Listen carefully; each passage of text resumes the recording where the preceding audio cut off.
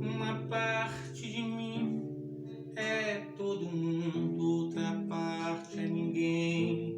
Fundo sem fundo. Uma parte de mim é multidão, outra parte é estranheza e solidão. Uma parte de mim pesa e pondera, outra parte delira. Uma parte de mim almoça e janta, outra parte se espanta.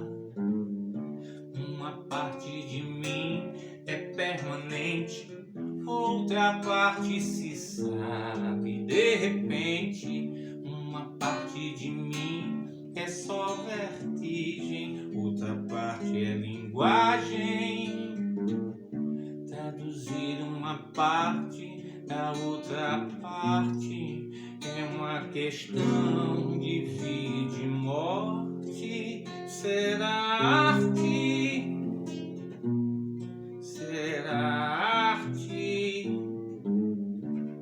será arte, será arte.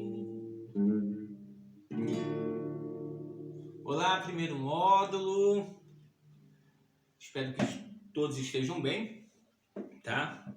Eu iniciei esse vídeo hoje com uma música de Fagner. Na verdade é um poema chamado Traduzir-se, que Fagner musicou, um poema do poeta Ferreira Goulart, tá? Que eu acho um poema fantástico.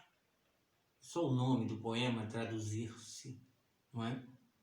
Essa necessidade que nós temos diariamente de nos traduzirmos, não é? Isso mostra a complexidade humana. E eu trouxe essa música à tona justamente no momento que a gente está saindo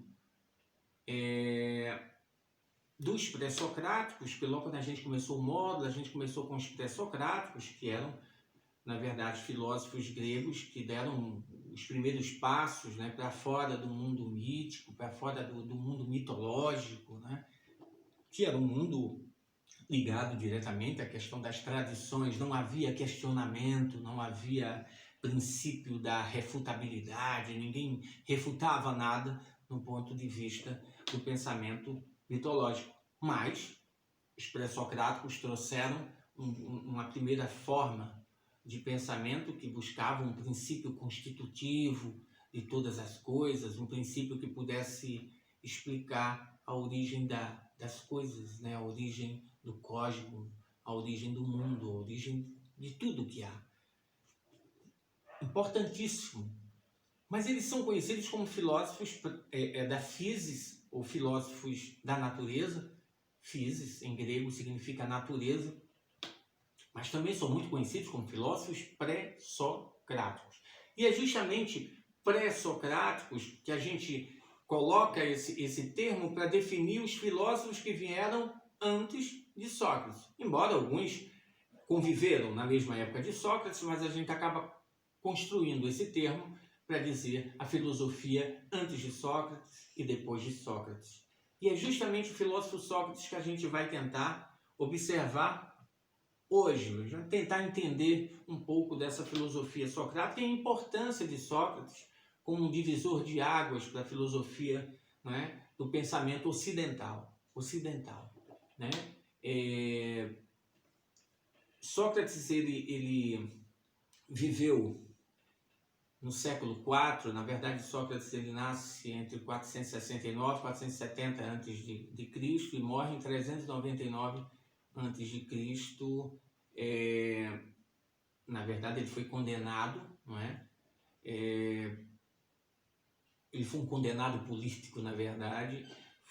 Teve o seu conhecimento perseguido, né? Não é à toa que a gente vê ainda hoje como a ciência perseguida, como o conhecimento racional é perseguido.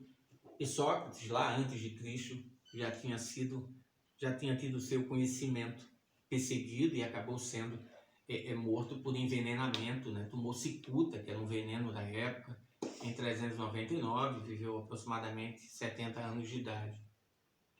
Sócrates ele viveu em um século onde a verdade, a moral estava sendo um pouco relativizada, justamente por um grupo de filósofos que a gente conhece como sofistas, que pregavam a ideia de que eu posso falar sobre tudo, né?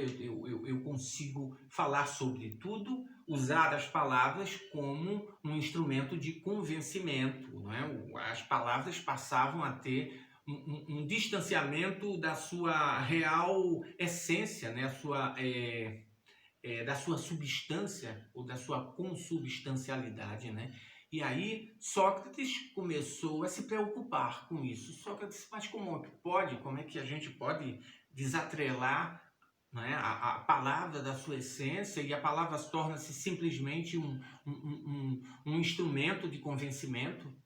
E aí Sócrates disse, olha, eu preciso criar um método, né, para que a gente consiga fazer com que as pessoas saiam desse mundo da opinião, da doxa, né, como seu discípulo Platão, seu principal discípulo, o filósofo Platão, vai retratar um pouco, sobretudo no livro A República, de Platão, onde ele faz muito questionamento sobre essa questão da necessidade de se livrar desse pensamento pautado na opinião, na doxa, como a gente chama em grego. E aí Sócrates, filho de um escultor, filho de uma parteira. A sua mãe se chamava Fenareta, e Fenareta, ou Fenarete, né? Ela era parteira, e as parteiras na Grécia Antiga, na maioria das vezes, eram estéreis, elas não podiam ter filhos, mas elas eram aquelas mulheres que faziam com que outras mulheres parissem. E aí Sócrates disse, olha, igual a minha mãe, que faz as mulheres parirem, eu vou também fazer com que os homens possam parir ideias, justamente a parturição das ideias. E aí Sócrates cria um método que nós construído através da ironia ou da ironeia, lembrando bem que essa palavra ironia não tem o mesmo sentido que a gente usa, alguém irônico, não. A ironia, né, ou eirein, né, que é a palavra grega que ela origina, significa perguntar. Então a ironia ou a ironeia era um conjunto de perguntas que Sócrates fazia para fazer com que seu interlocutor chegasse à conclusão que não sabia absolutamente de nada daquilo que ele pregava como verdade. Então Sócrates ele não estava desconstruindo verdades, na verdade ele estava construindo, né, um conhecimento sólido baseado no pensamento filosófico, né? E é isso que serve a filosofia. A filosofia trava justamente a luta para desvelar a verdade, fazer com que a verdade possa surgir.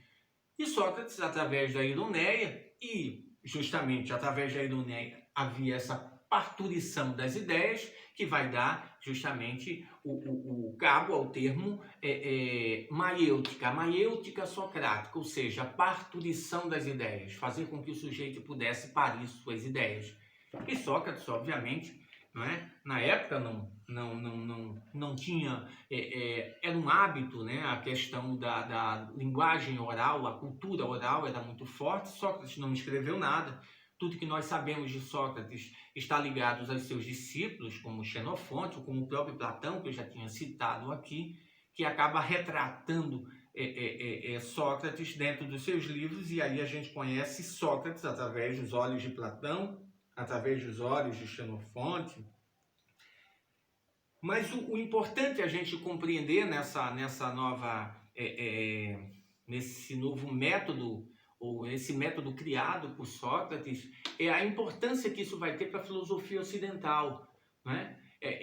Por isso que Sócrates é conhecido como um divisor de águas. A partir de então, a preocupação, não é, com a palavra, a preocupação com a linguagem, a preocupação de sairmos do que Sócrates falava, que era um pensamento aporético, né? Aporia é uma palavra que nós usamos na filosofia quando queremos designar um discurso que não tem fim. Fica aquele discurso arrodeando e os conceitos eles se atropelam, e Sócrates, a gente só consegue romper esse discurso aporético se a gente conseguir fazer isso através de um método. E aí Sócrates cria-se, obviamente, a ironia, né, a maiêutica, constrói o grande método socrático, né? Mas